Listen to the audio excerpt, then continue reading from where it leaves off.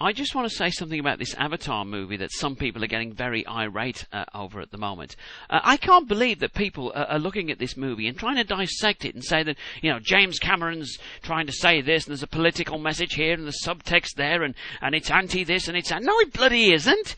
It's just a movie! It's a sci-fi, action-adventure fantasy that you're just meant to sit there, watch the screen, eat your bloody popcorn, and enjoy it. Anybody who thinks there's more to it than that wants to get down to the fishmongers, grab the biggest piece of cod they can find, and get somebody to whack them round the bloody head with it. Come on, it's just a movie. And a very visually stunning movie as well. I will say that. Normally I don't fall for all this CGI bullshit, unless it's got a really good story and plot, and I'll come back to the plot and the story, by the way, in a minute, because I think that probably is, in some ways, the weakest element, but it's still okay. But anyway, let me just deal with the visuals first of all.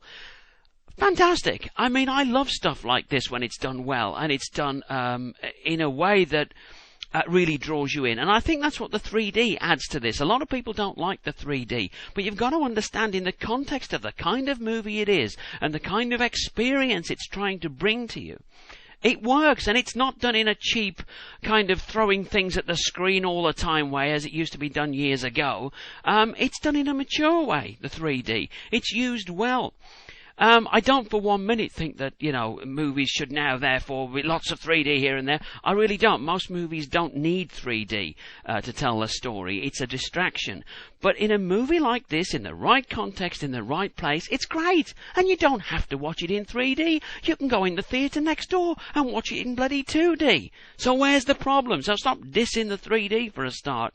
Unless, of course, you have, some people it just makes them feel nauseating, gives them headaches. I do understand what you mean there, but I have to say, this is really well done, and it didn't bother me in the least. It was great. Anyway, let's get to the plot. Okay, not the most original plot in the world, but it was filled with a lot of imagination, around the plot, shall we say. There was a lot of imaginative things that sort of surrounded the plot that actually carried it through, so that was fine. Its biggest problem, the plot, was that it was predictable. You kind of knew how it was going to end up in the end, but what can I say? I still enjoyed it. I still had a good few hours out. Do I think it's Oscar worthy? Certainly for the special effects point of view, yeah, sure. Direction, possibly. Best picture? I've got to be honest, that would be pushing it, because I just felt that it needed a few more surprises, or perhaps a more original ending. I mean, I'd kind of figured out the ending at least an hour before it ended, probably even more than that, and that's the only thing really that kind of holds it back for me. I mean, had the story had a bit more originality, I think, yeah, I'd have been quite happy with the Best Picture Oscar for it. I thought the main villain, Stephen Lang, was fantastic. Every minute he was on screen, I was thinking, oh, you swine, you're going to get your bloody comeuppance, you are, this kind of thing. And that's exactly how you should be feeling about your main villains.